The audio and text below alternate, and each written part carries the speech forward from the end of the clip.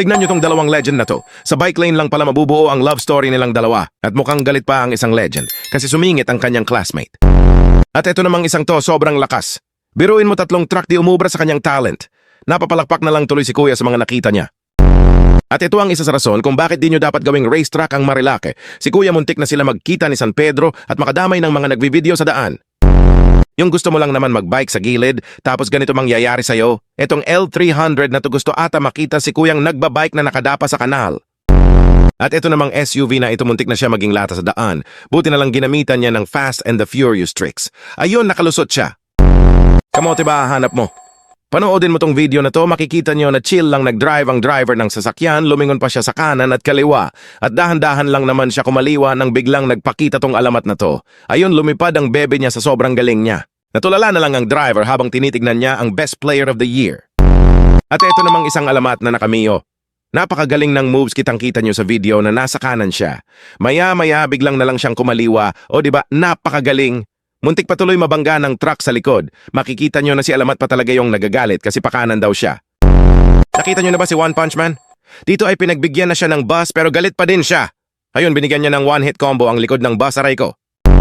Eto malupit, pati ba naman sa exit sisingit pa tong alamat na to. Talagang napakalakas. Ayun, nabangga tuloy likod na gulong niya. Eto malupit, ahaway ng dalawang alamat. Nakasignal na ang pickup pero siga pa din ang driver kaya di niya ito pinasingit. Ang ending, nakalusot pa din ang pickup at mukhang nagkakainitan ng dalawa.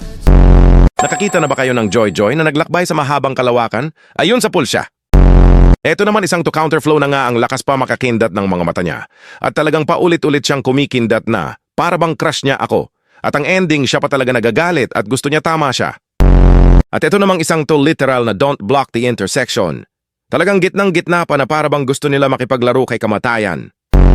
Nakakita na ba kayo ng superhero na naka-e-bike? Itong isang to nag-ala Superman nang lumipad siya sa kanyang e-bike. Ito namang isang to nag-racing at ayun.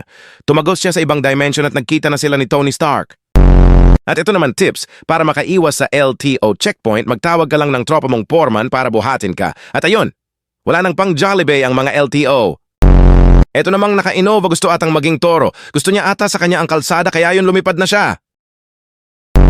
Ito naman literal na mga kamote. Talagang yung train pa ang nag-adjust. Paano nadadaan sila Thomas and Friends ngayon yan? Tignan nyo tong alamat na to, talagang sinama niya pa ang bebe niya sa pangangamote niya. Talagang ride or die talaga sila. Ito namang si Joy Joy, talagang pinilit niya pa din kumaliwa kahit wala siya sa right of lane. Muntik tuloy sila maging kwento ng pasahero niya. Ito naman si ate, talagang nakakagulat. 4 pa sila, bigla-bigla na lang sumusulpot parang S-Pay later mo. Ito naman literal na niligaw ng Google Maps. Muntik na kami mag-kiss. Ang ending, naging kami pa.